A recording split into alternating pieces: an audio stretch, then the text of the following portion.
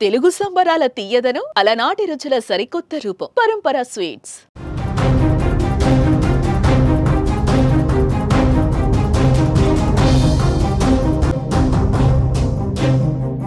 సందు చూసుకొని చైనా దొంగ బుద్ధిని బయటపెట్టింది. భారత్ పాకిస్తాన్ సరిహద్దుల్లో యుద్ధ వాతావరణం ఉన్న సమయంలో చైనా పాకిస్తాన్కు అండగా ఉంటానంటూ అధికారిక ప్రకటన చేసింది. పహల్గామ్ దాడి తర్వాత భారత్లో జరిగిన మానవత్వంపై జరిగిన దాడిని ఖండించిన చైనా మొత్తానికి యుద్ధ వాతావరణ స్థితులు, పాకిస్తాన్ ఈ దాడికి కారణమని, పాకిస్తాన్ పెంచి పోషించిన ఉగ్రవాదమే దీనికి కారణమని భారత్ నిరూపించడంతో చైనా కూడా పాకిస్తాన్ వైపే నిలబడింది. పాకిస్తాన్ సార్వభౌమాధికారాన్ని నిలబెట్టుకోవడానికి చైనా మద్దతిస్తుందంటూ చైనా విదేశాంగ మంత్రి వాంగ్ యీ పాకిస్తాన్ ఉప ప్రధాని మహమ్మద్ ఇషాన్కి ఫోన్ చేసి సమాచారం అందించారు. దీంతో చైనా పాకిస్తాన్ కుయుక్తులు మరోసారి బయటపడ్డాయి.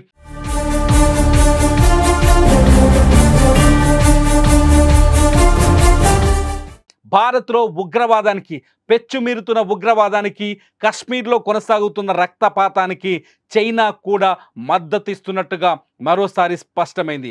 ఇప్పటికే చైనాకు భారత్కు మధ్య సరిహద్దుల్లో అనేక వివాదాలున్నాయి. ఈ వివాదాల నేపథ్యంలో పాకిస్తాన్కి చైనా మళ్ళీ మద్దతు ఇవ్వడం, పాకిస్తాన్ ఒకవేళ యుద్ధం వస్తే, భారత్ పాకిస్తాన్ మధ్య యుద్ధం వస్తే పాకిస్తాన్ వైపు నిలబడి ఉంటామని చైనా ప్రకటించడంతో ఒక్కసారిగా ప్రపంచ దేశాలన్నీ నివ్వెరపోయాయి. నిజానికి ఏప్రిల్ 22వ తేదీన కశ్మీర్ పహల్గామ్లో మానవత్వంపై దాడి జరిగింది. అమాయకులైన 26 మంది పర్యాటకులపైన దాడి జరిగింది. ఈ దాడిని ప్రపంచవ్యాప్తంగా ప్రపంచ దేశాలన్నీ ఖండించాయి. రష్యాతో సహా, యూరప్ దేశాలతో సహా, అమెరికాతో సహా అన్ని దేశాలు ఖండించాయి. చైనా కూడా దొంగ బుద్ధిని ప్రదర్శించడానికి ముందు ఇది మానవత్వంపై దాడి అంటూ దొంగ మాటలు చెప్పింది. అటువంటి చైనా ఇప్పుడు మళ్ళీ మాట మార్చి పాకిస్తాన్కి అండగా నిలబడింది. ఒకవేళ యుద్ధం వస్తే, ఇప్పటికే పహల్గామ్లో దాడి తర్వాత పాకిస్తాన్పై ఇండియా కఠిన చర్యలు తీసుకుంది. సింధు జలాలని నిలిపివేస్తామని చెప్పింది. అట్లాగే భారత్ పాకిస్తాన్ అధికారిక బార్డర్లని సీజ్ చేసింది. భారత్లో ఉండే పాకిస్తానీలను ఇవాల్టితో పూర్తి స్థాయిలో, అంటే ఏప్రిల్ 29వ తేదీ నాటికి వైద్య వీసాలపై వచ్చిన వాళ్ళను కూడా వెళ్ళిపోమని ఆదేశించింది. 27వ తేదీ తర్వాత ఇవాళ ఎవరైనా ఇండియాలో ఉంటే వాళ్ళకి 3 ఏళ్ల కఠినమైన జైలు శిక్ష, 3 లక్షల రూపాయల ఫైన్ వేస్తామని కూడా ఆదేశాలు జారీ చేసింది.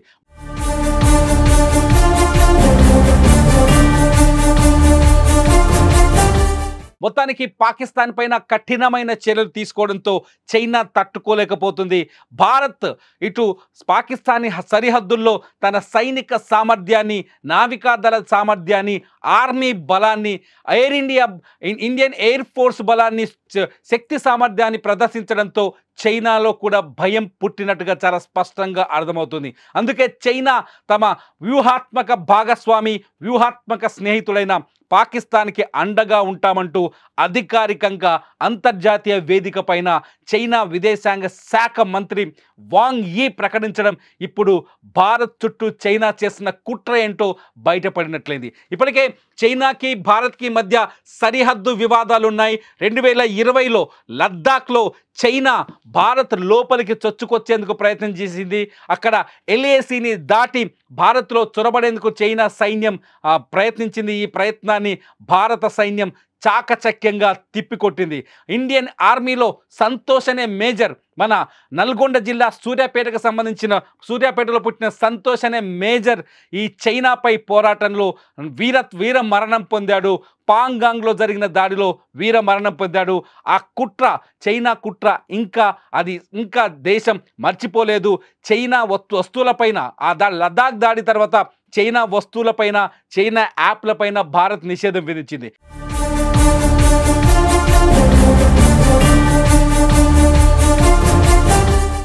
ఇప్పటికీ చైనా భారత్ పైన కుట్రపూరితంగానే ఆలోచిస్తున్నట్టుగా పాకిస్తాన్ ఇష్యూతో మరోసారి బయటపడింది. ఇప్పటికే పాకిస్తాన్ మేము యుద్ధానికి సిద్ధమని చెప్తోంది. అణుబాంబులతో భారత్పై దాడి చేసేందుకు రెడీగా ఉన్నామని చెప్తోంది. ఇటువంటి పాకిస్తాన్ దేశవ్యాప్తంగా ప్రపంచవ్యాప్తంగా ఉగ్రవాదాన్ని పెంచి పోషిస్తున్న పాకిస్తాన్కి చైనా మద్దతు ఇవ్వడంతో ప్రపంచ దేశాలన్నీ నివ్వరపోతున్నాయి. పహల్గాం దాడితో హమాస్కు ఎక్కడైతే ఇజ్రాయిల్లో విధ్వంసాన్ని సృష్టిస్తుందో హమాస్కి లష్కరే తోయిబాకి అట్లాగే కశ్మీర్లో మొన్న పహల్గాంలో దాడికి పాల్పడిన ది రెసిస్టెంట్ ఫ్రంట్కి సంబంధాలున్నాయనే విషయాన్ని బయటకు వచ్చిన తర్వాత కూడా చైనా ఇటువంటి నిర్ణయం తీసుకోవడం కేవలం భారత్ పైన అక్కసును వెళ్ళగట్టడం భారత్ చుట్టూ కుట్రలు చేయడానికే చైనా ఇటువంటి నిర్ణయం తీసుకున్నట్టుగా అర్థమవుతుంది. చైనాతో వ్యాపార సంబంధాలు దాదాపు తెగిపోయాయి భారత్కి. అట్లాగే బార్డర్లో చైనాతో అనేక వివాదాలు ఉన్నాయి. ఎల్ఏసి వివాదం ఉంది, అట్లాగే అరుణాచల్ ప్రదేశ్ వివాదం ఉంది, అనేక రకాల వివాదాలు చైనాతో ఉన్నాయి. ఈ నేపథ్యంలో చైనా పాకిస్తాన్కి మద్దతు పలకడంతో భారత్పై అక్కసు వెళ్ళగక్కినట్టుగా అర్థమవుతుంది. చైనా అధ్యక్షుడితో భారత్ మొదటి నుంచి సత్సంబంధాన్ని కొనసాగించడానికి ప్రయత్నం చేస్తుంది. చైనాతో వ్యూహాత్మకంగా ముందుకు వెళ్ళే ప్రయత్నం చేస్తున్నప్పటికీ చైనా మనసులో కుట్ర పెట్టుకొని పనిచేస్తే తెలుస్తుంది. ఇటుపోతే చైనా ఎప్పుడైతే మద్దతు ప్రకటించిందో అప్పుడే పాకిస్తాన్ తన మాటను మార్చింది. పాకిస్తాన్ ప్రధాని మొన్న పహల్గాం దాడిపైన పారదర్శక విచారణ జరిపించాలనే మాట వెనుక కూడా చైనా స్వరం ఉన్నట్టుగా అర్థమవుతుంది. చైనా, రష్యా, యూరప్ దేశాల నుంచి ఒక అంతర్జాతీయ బృందాన్ని ఏర్పాటు చేసి నిష్పాక్షిక విచారణ జరిపించాలని పాకిస్తాన్ ఇప్పుడు దొంగ మాటలు, కుయుక్తులని పలుకుతుంది. నిజానికి ప్రపంచ దేశాలకు చాలా స్పష్టంగా అర్థమైంది. సింధు జలాల నిషేధం, చైనా భారత్ పాక్ బార్డర్ల మూసివేత, పాకిస్తాన్ పౌరులను వెనక్కి పంపించడం, ఈ పరిణామాలు, ఈ కఠిన చర్యలతో ప్రపంచ దేశాలకు చాలా స్పష్టంగా అర్థమైంది పహల్గాంలో దాడి చేసింది ఎవరో కాదు, పాకిస్తాన్ ఉగ్రవాదులని. లష్కరే తోయిబా నడిపిస్తున్న హఫీజ్ సయీద్ అనే ఒక ఉగ్రవాది నడిపిస్తున్న లష్కరే తోయిబా ముఠా నుంచి బయటకు వచ్చిన ది రెసిస్టెంట్ ఫ్రంటే ఈ దాడికి పాల్పడిందని ప్రపంచానికి అర్థమైంది. అయినప్పటికీ కూడా చైనా ఉగ్రవాదాన్ని ప్రోత్సహిస్తున్న దేశానికి, ఉగ్రవాదాన్ని పెంచి పోషిస్తున్న దేశానికి మద్దతు పలికింది.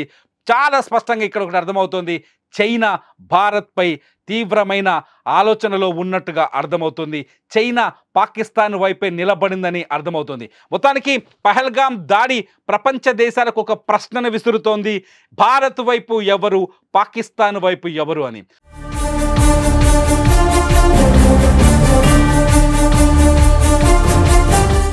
పాకిస్తాన్ వైపు నిలబడడంతో రష్యా, యూరప్ దేశాలతో పాటు ఇతర దేశాలు ఎటువంటి నిర్ణయాలు తీసుకుంటాయన్నది ఇప్పుడు ఆసక్తికరంగా మారింది. ఇప్పటికే లండన్లో స్కై న్యూస్లో పాకిస్తాన్ విదేశాంగ శాఖ మంత్రి ఒక కీలక ప్రకటన చేశారు.